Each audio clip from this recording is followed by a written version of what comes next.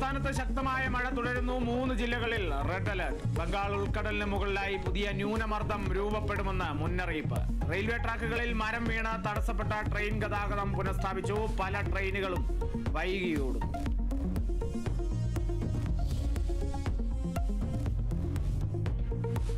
നിലമ്പൂരിൽ പോരുകെടുത്തതോടെ LDF സ്ഥാനാർത്ഥിയെ കണ്ടെത്താൻ ഇടതു മുന്നണി. M സ്വരാജ് അടക്കമുള്ളവർ പരിഗണനയിൽ.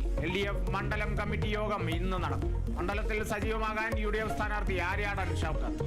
ആര്യാടൻ ഷൗക്കത്തിനെ എതിർത്ത PV അൻവറിന്റെ തുടർ നീക്കത്തിലും ആകാംക്ഷ. ചർച്ചകൾ സജീവമാക്കി NDA.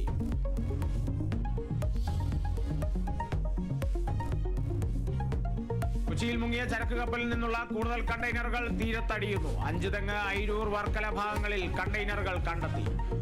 കൊല്ലത്ത് തീരത്തടിഞ്ഞ കണ്ടെയ്നറുകൾ കൊല്ലം പോർട്ടിലേക്ക് മാറ്റും.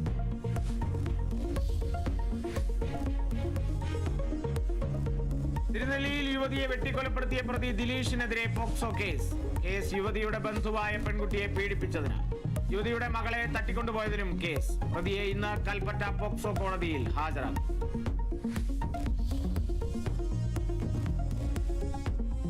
IPL-ൽ മുംബൈക്കെതിരെ പഞ്ചാബിന് തകർപ്പൻ ജയം. 7 വിക്കറ്റ് ജയത്തോടെ പഞ്ചാബ് പോയിന്റ് പട്ടികയിൽ ഒന്നാമതെത്തി.